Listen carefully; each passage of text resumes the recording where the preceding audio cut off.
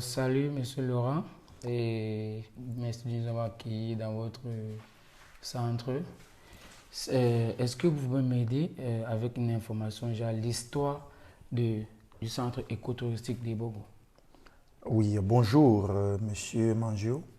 Et déjà, nous sommes honorés de vous accueillir dans notre déjà structure qui est le site écotouristique des Bogo. Ouais. Pour répondre à votre question, le site touristique des Bogo naît par le biais d'un touriste et par l'influence qu'a joué un arbre spécifique à une époque bien déterminée. C'est l'histoire d'un arbre qui a des très grands, qui a des racines chastes. Donc, en bordure de mer, on l'appelle palétuvier. Et dans nos zones d'eau douce, on l'appelle wapaka. Alors, c'est un arbre qui produit des cerises qui sont appréciées par les hommes, les femmes, les enfants, même les animaux, en particulier les singes, qui sont notamment des ouistiti. Alors, il y avait cet arbre planté au niveau de l'embarcadère et cet arbre produisait des cerises. Ces cerises qui étaient très appréciées par toutes les classes sociales, les hommes, les femmes, les enfants, même les animaux dont je parlais. Alors, tellement cet arbre produisait du fruit qu'on voyait beaucoup de ouistiti au niveau de cet arbre pour manger de son fruit. Et les hommes ne pouvant donc plus manger du fruit de l'arbre à cause de l'affluence des ouistiti. Donc les hommes ont commencé à développer des techniques de chasse pour pouvoir manger le ouistiti et manger les fruits de l'arbre. D'où donc est née la technique de la chasse à l'arc. Vous savez, la chasse à l'arc, c'est une technique qui joue beaucoup sur le positionnement. Et ce positionnement influence les hanches. Les hanches dont en notre dialecte, en notre langue vernaculaire, c'est ibok. Ibok. Oui, nous sommes Ewondo. Ah. Donc la hanche en notre langue vernaculaire, c'est ibok. Alors, à cause de ce que le chasseur voulant chasser des ouistiti qui sautaient de branche en branche, il est obligé de prendre cette position pendant longtemps, ce qui lui causait donc le mal de la hanche. On a donc surnommé le lieu où était le fameux wapaka, le soutien de la hanche. En d'autres termes, en notre dialecte, il voit les bocs. Il voit les bocs. Il voit les bocs. Alors, le grand chef maintenant, parce que l'histoire remonte après la Deuxième Guerre mondiale, le grand chef maintenant qui avait fait cultiver un champ d'ananas juste à côté du wapaka, au lieu dit il voit les bocs, dans le but d'offrir à ses invités tous ceux qui venaient sous forme d'invités. Alors voilà qu'arrivent les colons français sur nos côtes et qui voulaient s'imprégner réellement du pays qu'ils avaient pris à leur homologue, les Allemands, qui ont perdu la guerre. Oui. Alors ils arrivent donc dans le but de faire des recensements des différentes villes et villages du Cameroun pour établir non seulement une carte géographique et pour savoir par où est-ce qu'ils vont commencer pour construire la capitale politique. Yeah.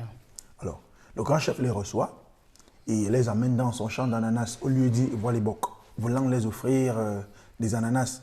Alors, dans leur échange, vous savez, un Français et un Ewondo, tout le monde parle sa langue. Du coup, il y avait des incompréhensions. Alors, le Français, dans leur échange, il lui pose la question, comment appelle-t-on le village? Et le grand chef, lui, l'a compris, comme quoi on lui demandait, comment appelle-t-on le lieu où on se trouve? C'est donc comme ça qu'il dit, il voit les bocs, parce qu'ils étaient au lieu dit, il voit les bocs. Yeah. Or, autrefois, Ebogo s'appelait Man. Le vrai nom du village était Man. Mais le grand chef, lui, a cru comprendre qu'on lui demandait, comment appelle-t-on le lieu où on se trouve? Il lui dit donc, il voit les bocs. Et le colon qui repose la question, voilà Ebogo? Il dit, ouais, voilà Ebogo. Donc, c'est dans une incompréhension de langue que naît le nom Ebogo. Donc, il faut déjà noter que Ebogo a reçu un nom qui venait d'un touriste. Ça fait que l'action touristique à Ebogo est tout simplement innée, parce que c'était de façon involontaire des deux camps que son nom est venu. Et par l'influence de cet arbre-là. Ok. Vous avez mentionné que c'est un centre écotouristique et juste pour éclaircir quelqu'un qui ne connaît pas la différence entre un centre écotouristique et un centre touristique, y a-t-il une différence entre les deux mots ou ça veut dire la même chose? Alors, la différence entre le centre écotouristique et un centre touristique, en parlant du site touristique et du site écotouristique. Alors, le site touristique est un lieu de tourisme où on présente tous les atouts que peuvent regorger ce lieu. C'est-à-dire qu'il soit naturel, qu'il soit artificiel, c'est un site touristique.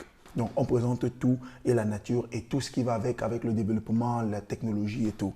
Or, le site écotouristique a déjà une définition et je dirais, déjà a une définition et elle est bien précise.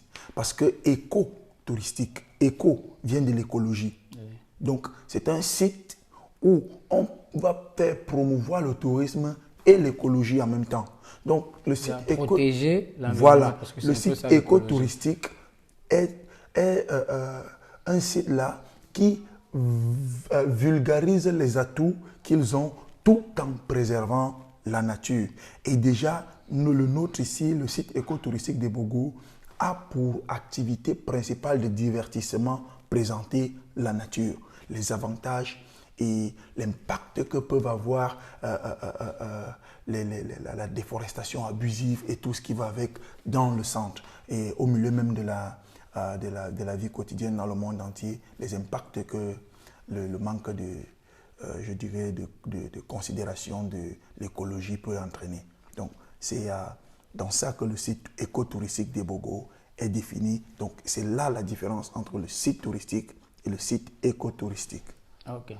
Et dans les environs, là, on compte combien de chambres? Ça peut héberger au maximum combien de personnes? Présentement, nous disposons de 12 chambres 12 seulement. Même standard? Oui, 12 chambres standard. Bon, je ne dirais pas suffisamment standard parce que nous en avons 7 qui sont sur pilotis et 5 qui sont en briques de terre. Donc, les chambres qui rapprochent plus de l'éthique que nous avons sont les chambres sur pilotis. Exactement. Parce qu'elles sont constituées essentiellement de bois.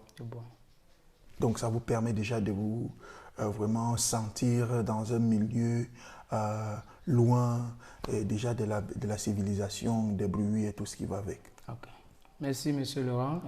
L'information a été bien consommée. J'espère que ceux qui regardent cette vidéo vont profiter et je l'espère aussi. Je reviendrai pour plus de questions.